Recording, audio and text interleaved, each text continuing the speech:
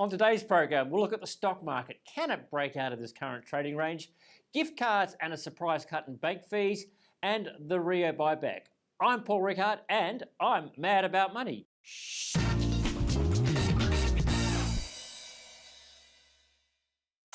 Hello and welcome to the program. First of all, I'm mad that my colleagues aren't here, so just me today, but let's move on. Let's go to the market.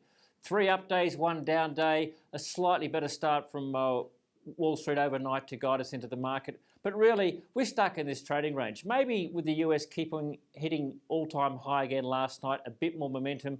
Maybe just the weight of cash will help us get out of this trading range. But I suspect we need to see a lower dollar first. So not time to give up on the market yet, but whether I'm putting a lot of hard in just yet, not sure. I think the market's going to stay reasonably range-bound. But funnier things have happened.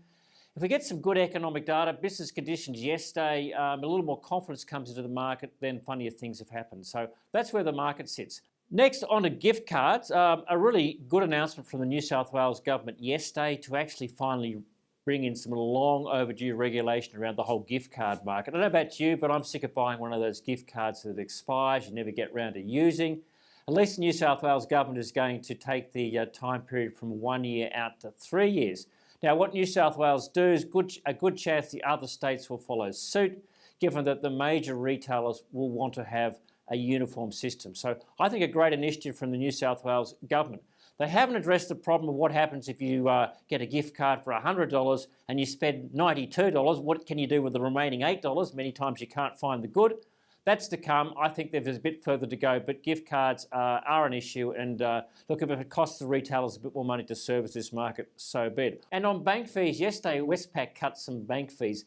These relate to some older style transaction accounts where there was actually a limit on the number of fee transactions you could do. So customers who could do so many withdrawals, but then on some additional withdrawals end up paying some fees. A bit outdated. Westpac's finally putting a cap on that. But surprisingly, 1.3 million customers impacted. You expect the other banks to follow suit. Not a lot of revenue at stake, but all part of the charm offensive from the banks. Long overdue. And let's also acknowledge a move in the right direction. Finally, the Rio buyback. If you're a Rio shareholder, you will have got in the mail, or if you don't get mail, you will have got an electronic notice of an offer document for the Rio buyback. They're buying back about $700 million on an off-market buyback through a tender, a discount of 8% to 14%. Basically, these buybacks are a gift for some shareholders and not for others. These are the rules. If you're a high rate taxpayer, that is, you're paying tax at more than 30%, throw the booklet in the bin. Don't even bother taking off the wrapping paper. It won't be in your interest to accept. If you're a low rate taxpayer, for example, a super fund or an SMSF in pension mode with a tax rate of 0%, or even a super fund in accumulation mode, from a tax point of view, it's generally going to make sense to accept. These are the numbers. For example, if you're a super fund, an SMSF, if you could sell on market at $68, your effective selling price through the buyback with a maximum discount of 14% is $79.50, a whole $11.50 higher on a per share basis. Fund and accumulation, not quite as attractive. It's around $71. Have a look at the numbers closely. And of course, if you're selling in a buyback, you're losing your shares. So you've got to face the decision, do you want to own Rio shares afterwards? If you do, then you might want to buy them back on market. Look at my article on the Switzer Super Report, all the numbers there.